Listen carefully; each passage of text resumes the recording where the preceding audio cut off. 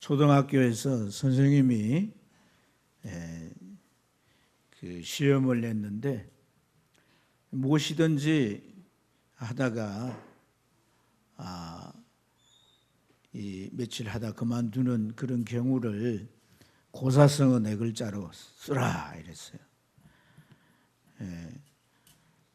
하다 포기하고 그만두는 의미의 고사성어는 뭐예요? 작심삼일이잖아요. 근데 한 아이가 시험지에다가 작은 삼촌 이렇게 썼어요. 그래서 선생님 궁금해가지고 왜 작은 삼촌이라 썼어? 물어보니까 네, 우리 삼촌은요 담배를 끊겠다고 그 결심을 해놓고요 며칠 지나지 못하면 결국 또 담배를 피워요. 그래서 작은 삼촌이라 썼어요. 이 3일이 고비인가 봐요. 결심해서 그 고비를 넘기지 못하고 결국 이제 포기하고 마는데, 오늘 저와 여러분은 이스라엘 백성들의 작심 3일을 보게 됩니다. 이들이 시내산에서 이제 바란 광야에 들어오게 되는데 3일째 되는 그들이 하나님 앞에 원망하고 또 그들의 상황을 불평하는 이런 모습을 보이게 됩니다. 시내산에서 하나님의 백성으로 언약도 받고 또 하나님의 백성으로 살아가야 할 그런 이제 율법과 십계명과 토라도 선물을 받았습니다. 그들이 모여 하나님을 찬양하고 감사하며 아주 이렇게 이제 참 기뻐하며 출발했는데 이 3일이 못 가서 이들이 하나님 앞에 불평하고 원망하는 모습을 보였던 거예요. 이들이 우리가 기력이 없어서 이 광야 길을 걸어갈 수 없습니다. 우리가 고기를 좀 먹어야 되겠습니다. 이렇게 모세에게 이제 말하는데 그냥 말만 하는 게 아니고 소리를 지르고 진중해서 이들이 막 우는 겁니다. 이 남녀노소 다 합하면 한 200만 명 정도가 되는데 이들이 모여서 진중해서 울어댈 때 참 그 모습이 굉장하지 않겠습니까? 게다가 출애굽 때 이 섞여온 잡족들이 충동질하니까 이들이 원망하고 우는 소리가 더 고조되었던 거죠. 이 고기뿐 아니라 애굽에서 먹었던 생선이 생각이 납니다. 마늘도 생각이 나고요, 부추도 생각이 나고 파도 생각이 나고 막 먹었던 옛날 음식들이 막 생각이 난다고 이렇게 모세에게 불평하며 원망하는 것을 볼 수 있습니다. 백성들이 이렇게 나 앉아서 울고 원망을 해야 되는 이런 상황 앞에 이 모세는 참 참담한 거예요. 어떻게 이걸 해결해야 되겠습니까? 이곳은 어디예요? 광야입니다. 광야. 이 광야에서 이 백성들을 먹일 수 있는 고기 양을 구한다는 것은 불가능한 일이죠. 무슨 수로 200만을 먹일 수가 있겠습니까? 그럼에도 그들은 더 이상 갈 수 없다고, 이 광야길을 계속 걸어갈 수 없다고 하는 모습이 마치 고집센 아이가 엄마에게 뭘 사달라고 치맛자락을 붙들고 떼쓰는 그런 모습 같아요. 여러 말로 권유하고 뭐 했겠죠. 그렇지만은 못 간다고 떼를 쓰는 이들을 두고 모세는 하나님 앞에 하소연을 하는 거예요. 하나님, 이들이 기력이 약해 갈 수가 없다고 하는데 하나님께서 이들을 내게 맡긴 이들이 내게 큰 짐이 되었습니다. 한 번도 원망한 것도 아니고 계속해서 이렇게 원망을 해대니 내가 마치 아기를 낳아서 이렇게 안고 이들을 가나안으로 가야 되는 그런 심정입니다. 이들을 내가 낳았습니까? 이들이 내 자식입니까? 내가 더 이상 이 짐을 질 수가 없습니다. 차라리 나를 죽여주시옵소서. 이렇게 하나님 앞에 모세가 기도해요. 모세도 이제 한계가 온 거죠. 시간적으로 이스라엘 백성들은 애굽에서 나와서 시내산에서 한 1년 정도 지났습니다. 그리고 이제 2년차 들어갔어요. 그러니까 참 시간이 제법 흐른 거죠. 하지만 그들은 광야에 있습니다. 광야에서 뭐 먹을 게 없죠. 그래 하나님께서 만나라고 하는 특별한 양식을 하늘에서 떨어뜨려 주셨는데 그걸 계속 먹다 보니까 아마 그것도 이제 질렸는가 보죠. 그래서 이러한 이 광야 생활에 이들이 지친 거예요. 이 지쳐서 이제 이들이 더 이상 갈 수 없다고 이렇게 모세에게 불평하고 원망하는데 백성들은 모세는 또한 하나님 앞에 더 이상 나는 할 수 없다고 이렇게 그 한계를 하소연하는 이런 모습을 볼 수가 있습니다. 그렇습니다. 물론 이 광야라고 하는 곳은 사람이 살 만한 곳은 못 되죠. 광야는 이 사막이나 뭐 돌밖에 없으니까 식물들도 없어요. 물이 없고 건조한 땅이라 그러지 않습니까? 그곳에 사는 생명체는 아주 신체적으로 이 적은 물이나 적은 그 영양소나 이런 것에서 견뎌낼 수 있는 그런 이제 조건으로 적응된 신체가 돼야 돼요. 극심한 이러한 이 척박한 환경 속에서 이들이 살아가려면 생존 능력도 아주 뛰어나야 되는 거죠. 애굽에 살았지만은 그들이 또 노예 신분으로 살았지만은 노동일을 할 뿐 먹는 거 모든 게 다 제공됐고 집들도 주어졌고 이렇게 살다가 광야에 뛰어나서 사는 이러한 삶, 계속 낮에는 또 걸어가야 되는 이런 상황에서 그들 입에 불평이 나올 법하다는 거죠. 이렇게 불평과 원망을 하는 이들을 하나님께서 보시고 하나님께서 매우 진노하시는 것을 볼 수 있습니다. 11장 1절에 보면 하나님이 불을 내려서 진중 끝을 아주 태워버립니다. 그러자 백성들이 놀라서 모세에게 막 이렇게 가서 이 상황을 말하니까 모세가 기도를 하게 되고 하나님께서 그 불을 꺼지게 해 주셨어요. 하나님께서 이 광야라는 곳에 이 사람이 살 수 없는 곳에 이곳에서 벌써 이제 2년 차도 들고 이 환경에 적응하며 살아가야 하는 이 백성들이 어찌 보면 인간적으로 원망이 나오고 불평이 나오고 견딜 수 없어서 이렇게 힘들어하는 이러한 모습은 당연해 보이는데 하나님께서 원망하고 불평하는 이들을 향해서 이렇게 진노하시고 싫어하시는 것을 볼 수가 있습니다. 왜 하나님은 이 광야라고 하는 현실을 이해해 주지 못하실까요? 하나님은 시편 기자가 그렇게 노래하지 않아요. 자기 백성을 안고 일었음을 아시고 멀리서도 그의 생각을 통촉하시고 가는 길과 넘는 것을 감찰하시며 행위를 다 익혀야 하시고 그 혀의 말을 알지 못하시는 것이 하나도 없다 하셨는데 그는 하나님께서 이 광야에 처해 있는 이 백성들의 고달픈 상황과 고통을 못 견뎌야 하는 이런 모습을 왜 하나님은 싫어하시고 진노하실까 말이에요.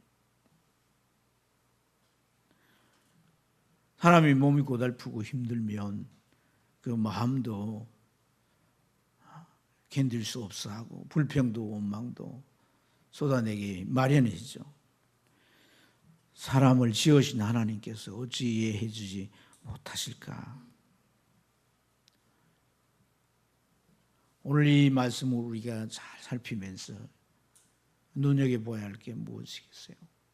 하나님은 원망하고 불평하는 이 자체보다 그 너머 있는 하나님 존재 자체를 멸시하는 것입니다. 20절 말씀을 우리가 보겠습니다. 20절 말씀에 보면 하나님께서 메추라기를 주어서 그 냄새도 싫어하기까지 한 달 동안 먹게 하시겠다고 말씀하시면서 우리 한번 따라해 봅시다. 이는 너희가 너희 중에 계시는 여호와를 멸시하고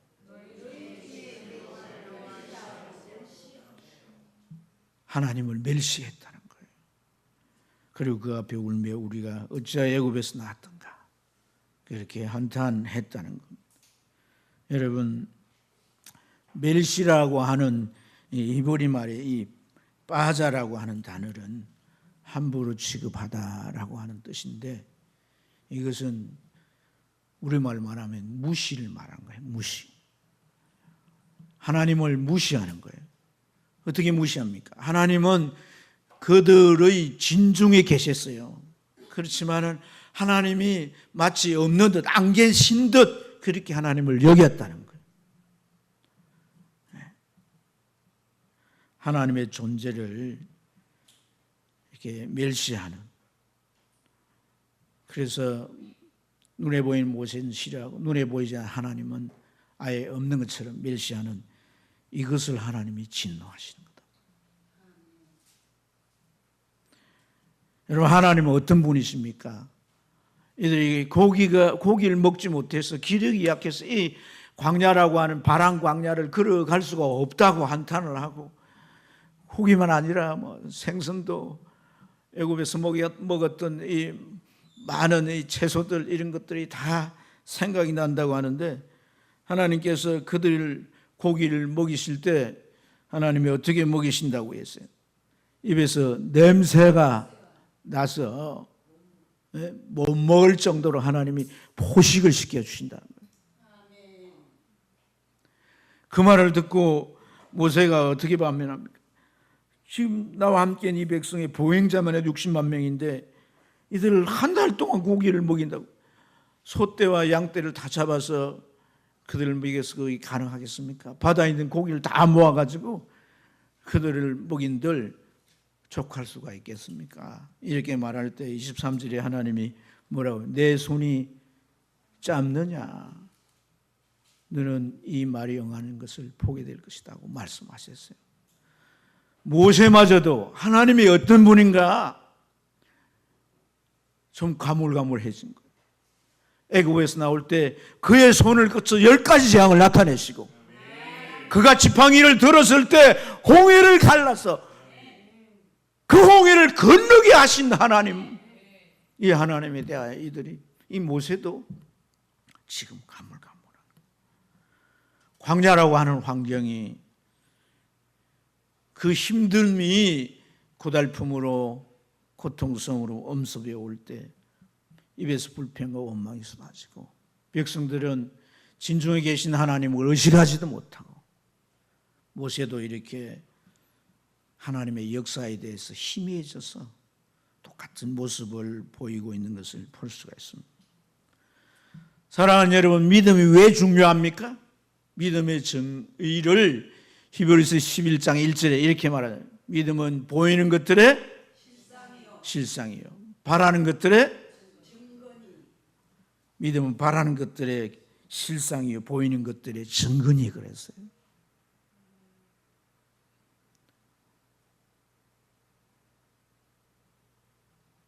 보이지 않는 것들의 증거니. 하나님이 보이지 않죠. 그러나 그들 중에 계신다고 그러잖아요. 진중에 계신 하나님.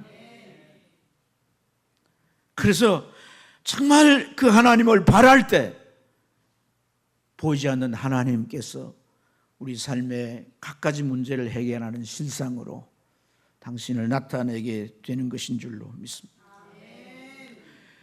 그 눈에, 육신의 눈에 하나님이 보이지 않는다고 하나님을 이 멸시하는 이 이스라엘 백성들의 모습들을 우리에게는 찾아볼 수가 없나요?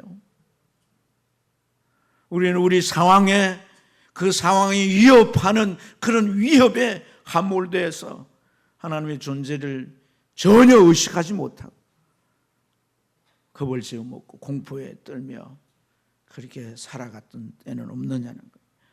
염려와 근심 속에 쌓여서 어떻게 하면 좋을까? 자기 생각이 떠오르는 대로 이리저리 이렇게 쫓아가는 우리의 모습은 없느냐는 거예요. 하나님은 진중에 계셨다는 거예요. 하나님은 여기 계십니다. 하나님은 이곳에 계십니다. 눈에 안 보이십니까? 그렇다고 하나님이 없다고 생각하십니까? 하나님 지금 옆에 있다고 생각하면 우리가 어떨까요? 벌써 몸가짐부터 달라지지 않겠습니까? 온갖 편한 자세로 이렇게 앉아서 예배하지만 하나님 옆에 지금 임하신다고, 옆에 계신다고 생각하면 어떨까요? 하나님이 계십니다. 계십니다. 우리 모습을 다 보시고 말씀하세요. 네. 지금 큰 문제는 이 문제인 거예요.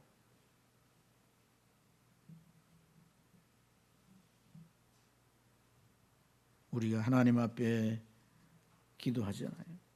이곳에 임하소서. 하나님 이곳에 나타나소서.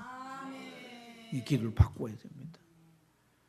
우리 눈이 하나님, 이곳에 계신 하나님을 볼 수 있는 눈이 되게 했어요. 그런 믿음이 되게 했어요. 하나님의 말씀을 그대로 믿는 믿음이 되게 했어요. 사랑하는 여러분, 시편 121편 4절에 하나님은 자기 백성을 지키실 때 졸지도 아니하시고 주무시 낮에만 하나님이 계신 게 아니야. 우리가 그냥 수면 상태에 들어갔을 때에도 하나님 우리를 살피시고 우리와 함께 하신다는 거예요. 믿음을 더 달라고 기도해야 돼요. 믿음의 눈이 열리도록 기도해야 돼요. 게다시가 보니까 아람 군대가 베나단이 이끄는 아람 군대가 이 사마리아 성을 쐈습니다. 너무 두렵습니다. 공포에 질려가지고 그래 엘리사에게 뭐 큰일 났습니다. 나라가 망하게 되었습니다. 그래 엘리사가 눈을 열어달라 기도하니까 눈이 열려 보니 어떻습니까?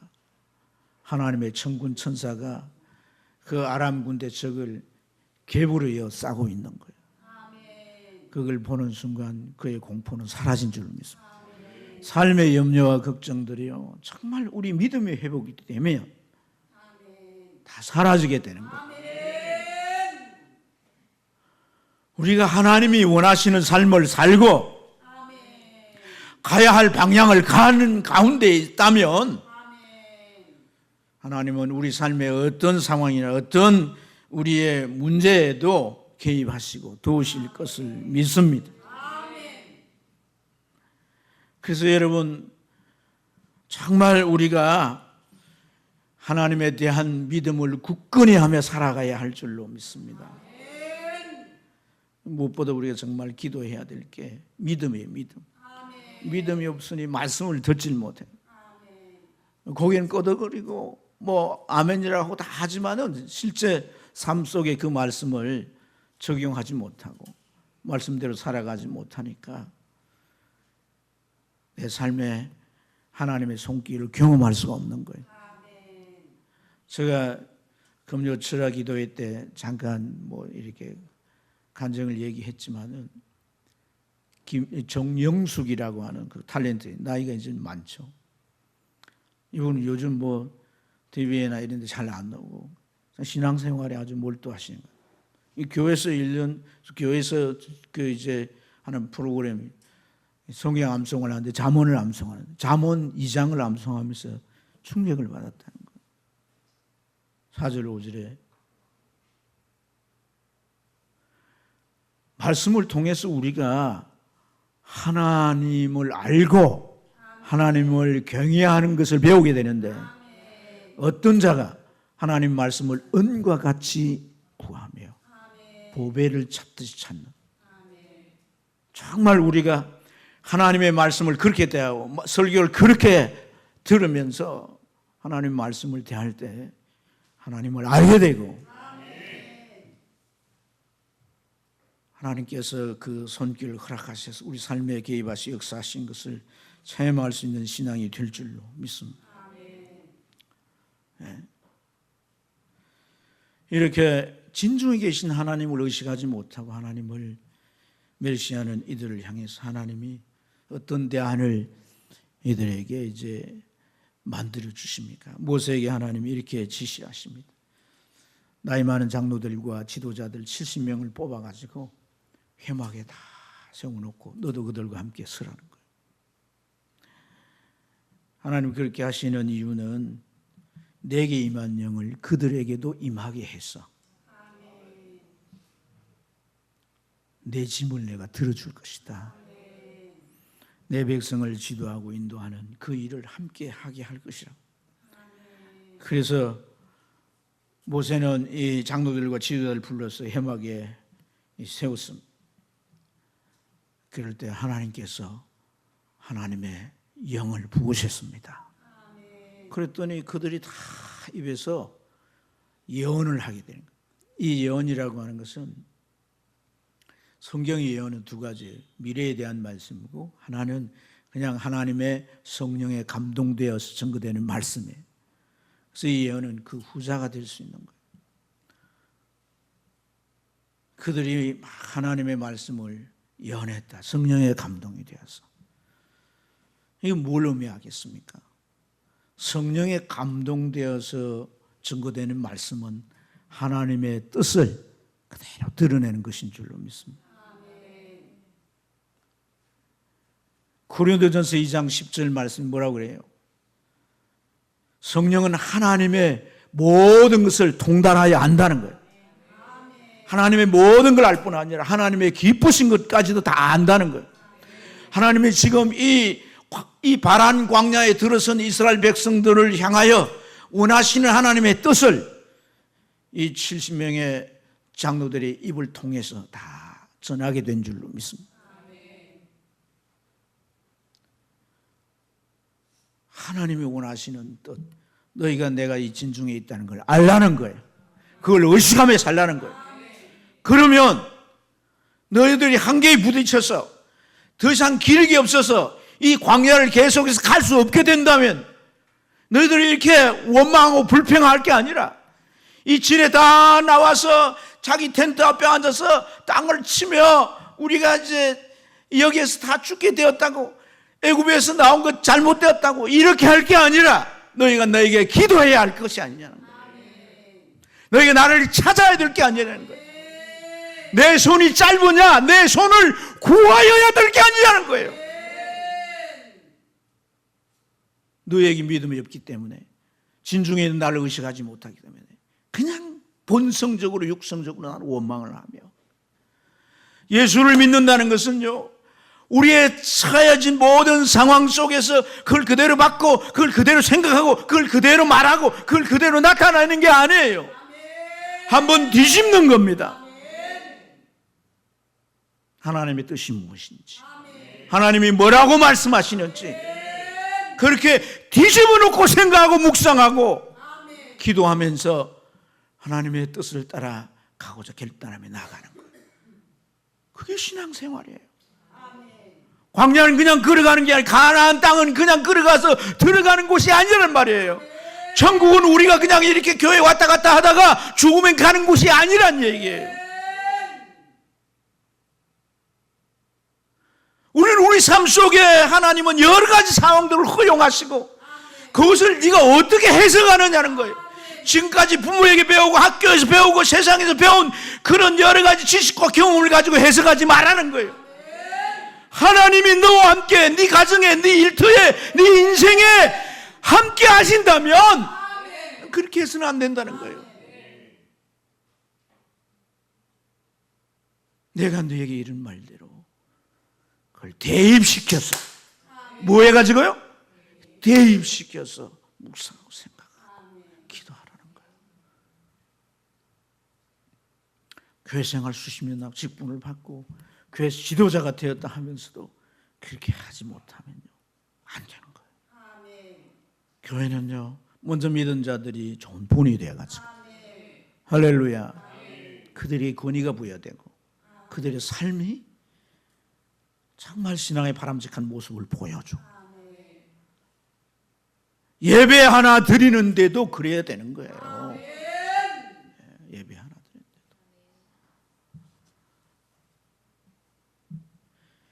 우리가 하나님의 뜻을 알고 그 뜻을 따르는 이것이 얼마나 중요한가. 우리 여기 참 재밌는 일이 벌어졌어요. 이 신탁의 현상으로 막 이제 성령의 감독 신탁 때 하나님 말씀 막 대언하는 일이, 백성들은 그들의 말을 다 듣겠죠. 뭐 우리가 하는 방언을 하는 게 아니에요.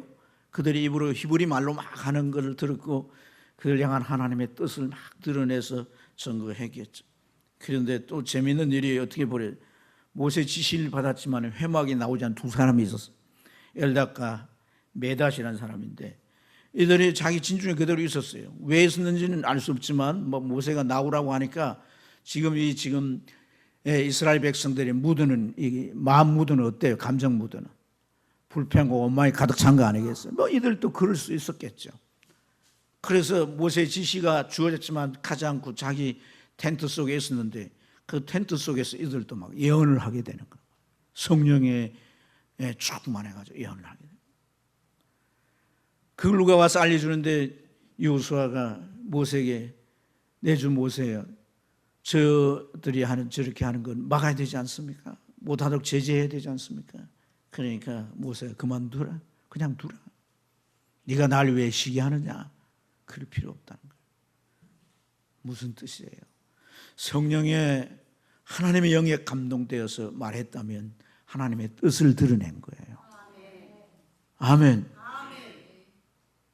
이들도 회막에 모여서 하나님의 말씀을 전한 그 말씀과 다를 바 없이 말했다는 거예요.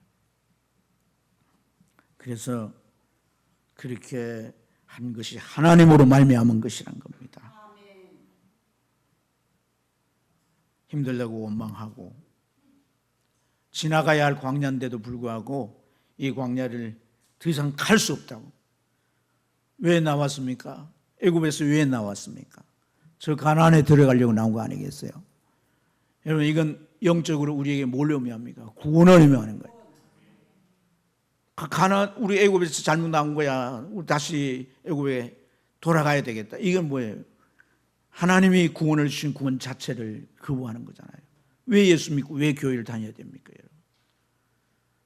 원망이라고 하는 것은 그 속에 그런 의미들이 담겨 있는 거예요. 하나님의 구원을 거부하는, 거절하는 그런 이제 의미가 그 속에 담겨 있는 것이란 거예요. 이것은 그리스도인의 언어가 아닙니다, 여러분. 그래서 이들이 하나님 앞에 예언하고 이렇게 한 것은 결국은 진중에 계시지만 하나님을 멸시하고 영적 무지와 장애물들을 통해서 더 이상 가지 못하는 이스라엘 백성들을 바로잡고 세우는 모세와의 동력이기 때문에 모세는 그냥 두라고 말한 것입니다. 그리고 뭐라고 말합니까? 이 70명뿐 아니라 모든 백성이 다 선지자 되길 원하노라. 할렐루야. 모든 성도가 하나님의 뜻이 명확해져서 추호도 흔들림이 없이 그 뜻을 붙들고 살아가는 그러한 삶이 되길 원하는 거죠. 사랑하는 여러분, 이스라엘 백성들이 이제 갔던 이 바란 광야, 이 바란 광야를 성경은 크고 두려운 곳이라 그랬어요. 신명기 1장 19절에 그렇게 표현하고 8장에 넘어가면 광대하고 물이 없고 건조한 땅이며 불뱀과 정갈도 있는 땅, 생명체가 살 수 없는 그런 곳이라 그랬어요. 바란 광야 같은 그러한 세상이, 내 현실이 우리에게 있을 수가 있는 거예요. 그러나 여러분, 아무리 그렇다 할지라도 그곳은 지나가는 곳에 불과한 것입니다. 하나님께서는 이런 바란 광야만 계속해서 가게 하지 아니하세요. 하나님의 인도는요, 얼마나 자기 백성들의 아주 시기적절하게 그들의 상태를 잘 살피시고, 힘들지만 그들이 먹고 싶은 고기를 좀 못 먹더라 할지라도 영양이 부족하지 않도록 하나님이 만나를 내리시고 그들로 하여금 갈 수 있게 하시는데 계속 가게 하는 게 아니에요. 그들에게 새로운 안식처로 인도하시는 줄로 믿습니다. 이 민수기 마지막 전 11장 35절에 보면 백성이 기브롯 핫다아와에서 행진하여 하세롯에 이르러 거기에 거하니라 그랬어요. 이 하세롯이 무슨 말이냐면 울타리란 말이에요. 이것은 안전한 오아시스인 거예요. 그곳에 이제 대추 야자나무가 아주 많이 있고 아주 신성한 샘물이 솟아나는 그런 곳이에요. 이런 곳으로 그들로 인도하시는 거죠. 그래서 그곳에서의 쉼을 주시는 것인 줄로 믿습니다. 우리가 세상에 사는 것은요, 늘 바람 광야 같은 광야만 있는 게 아니에요. 하나님은 때로는 우리 삶에 이 하세롯 같은 안식처도 허락하시는 거예요. 그래서 너무 힘들다고 낙심하지 말고 견딜 수 있게 도와주세요. 이 가운데 하나님이 계셔서 내 삶을 지금 지켜보시고 내 삶을 붙드시고 인도하심을 내가 믿게 해주세요. 안 되겠다, 이거 할 수 없다, 포기하지 말게 하시고 나아갈 수 있는 길로 나를 인도해 주세요. 이게 믿음인 거예요. 이게 믿음인 거예요. 내가 져야 할 내 짐이고 내 몫이면 감당할 수 있게 해주세요. 모세가 나 차라리 죽기를 원합니다 할 때 하나님은 70인의 장로들을 세우시고 그들에게 성령을 부으셔서 이 모세의 짐을 들게 했다는 거예요. 하나님은 나의 짐을 들게 하십니다. 바울은 갈라디아 6장 2절 말씀에 너희가 짐을 서로 지라 그리하면 그리스도의 법을 성취하리라. 주님이 우리와 함께 하시는데 주님은 어떻게 함께 하시느냐? 힘겨워 갈 수 없는 그들에게 위로하고 그들 위해 기도하고 그 짐을 나누어지는 그 사랑의 행위를 통해서 주님이 나타나시는 것이지. 그래서 우리가 같이 나아갈 수 있게 하는 것인 줄로 믿습니다.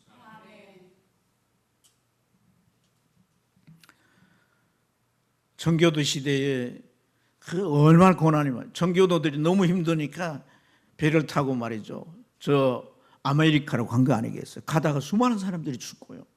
살아남은 사람들은 그 추운 겨울을 이겨내야 하고 농사를 지었지만 다 썩어버리고 그 인디언들이 먹는 걸 주는 걸 먹고 이렇게 그들이 이제 연명하면서 오늘날 미국을 만든 거 아니겠어요?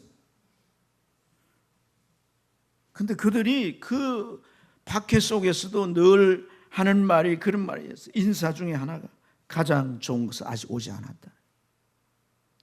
가장 좋은 것은 아직 오지 않았다. 희망을 버리면 안 된다는 거예요. 여기 끝내서는 안 된다는 거예요. 소망을 가지고 나가면 하나님은 이 하세롯을 예비해 놓으시고 그것으로 우리를 인도해 주실 줄로 믿습니다. 히스엘이라고 하는 가수들이, 복음성 가수들이 광야를 지나며 라고 하는 그 가사 우리도 많이 불렀는데 그 내용 가운데 그렇게 표현해서 광야를 주님의 손 놓고는 단 하루도 살 수 없는 곳. 주님의 손을 지금 잡고 있어요? 놓았어요? 그 손을 놓으면 단 하루도 살 수 없는 곳이. 여러분이 세상과 친구가 돼 있고 세상에 깊숙이 들어가서 세상 것 의지하고 산다면 주님 손이 뭐가 필요하겠어요? 그거 의지하면 되니까. 그러나 정말 믿음을 가지고 사는 자는 이 주님의 손을 한순간도 놓을 수가 없는 거예요. 그래서 우리는 주님께서 이 바람 광야를 지나서 하세롯에 이르게 하시고 또 광야를 지나서 또 하나님은 안식처를 이르게 하시고 결국 저 가나안에 들어가게 하실 줄로 믿습니다. 소망을 가지시고 더 가장 좋은 더 베스트는 나에게 아직 오지 않았다. 희망을 가지고 나가길 주님 축복합니다. 축복합니다.